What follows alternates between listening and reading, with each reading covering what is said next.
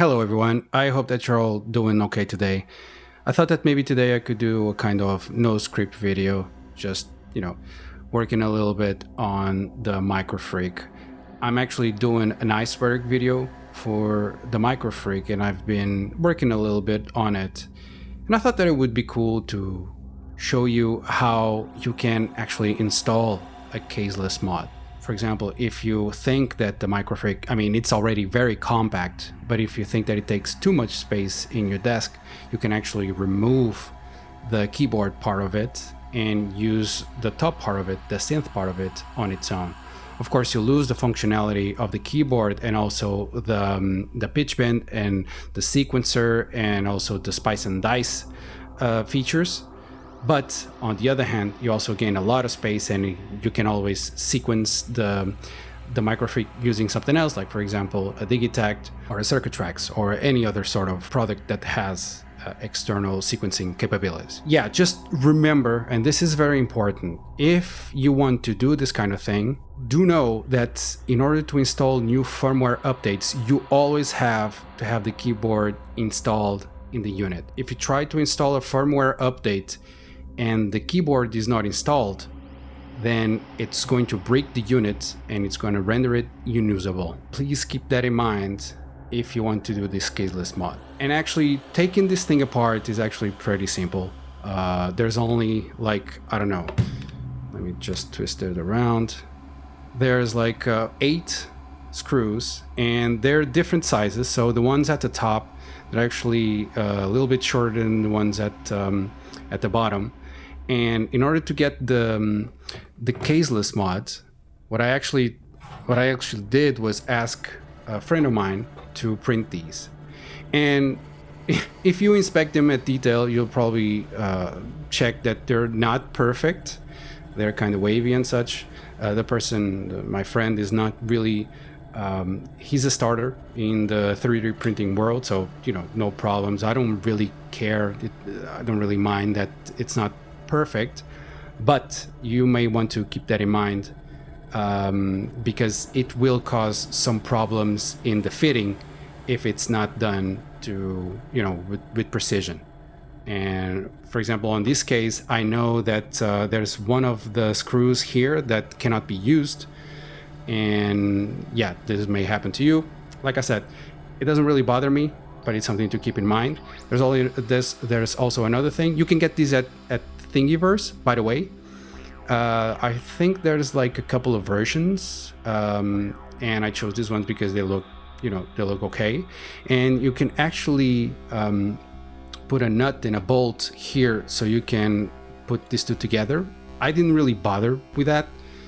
It doesn't really bother me. What I did instead was actually put this rubber feet nut. These are very crappy and they unstick very easily, but you can do the same thing, or you can grab a nut and a bolt and put this together if the printing is precise. If not, that's going to cause you problems as well. All right, so now for the actual disassemble, like I said, there's 8 different bolts, and you can check one here, and you'll notice that actually I don't have all of the bolts installed. I only have like 3 at the bottom, and that's because I had the caseless mod installed before, and one of the bolts didn't fit. It wouldn't screw. So what I did was remove it and just leave it like that. I have it somewhere, but I don't know where. And it's a thing that when you start disassembling things, most likely you'll end up missing a screw or 2. But just keep that in mind, that if your caseless mod, if your 3D printed part is not done to precision, then you're probably going to have the same type of issue, right? All right, so it's only this. Let me just remove this screw. All right, so let me just put a bit of foam so we don't screw up this thing. But then what you do is you can remove the top portion from the bottom. And you have to do this carefully because, as you can see here, it has a ribbon that goes from the keyboard to the top unit, right? So it can be removed quite easily. So I'll try to do it on camera. Let me just do it. All right, that's it. And that's it. And if you want to go, you know, rogue, you can actually use the top unit like this. You don't need to actually have a 3D printer part. I mean, I've seen people that they just grab a bit of foam, like if you have a case or anything with foam inside, you can just put it there and use it like that.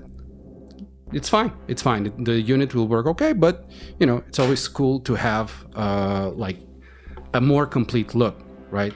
So what you want to do here is prepare the parts, and because I'm not going to join them together, I can actually put them, you know, one by one, and so it'll go like this, and then like this, right?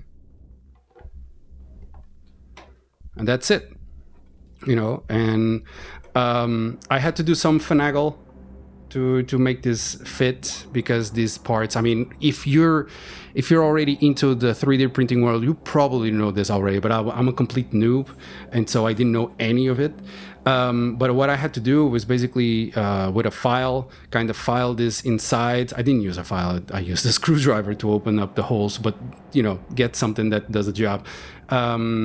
Because these parts were full of plastic there, so in order to actually get the screw to screw, I had to kind of open the hole and just kind of shove it down there. And like I said, I think that the one that wasn't working was this one. And yeah, I couldn't really screw all of them together. And if you look closely, it's not going to be like a perfect thing.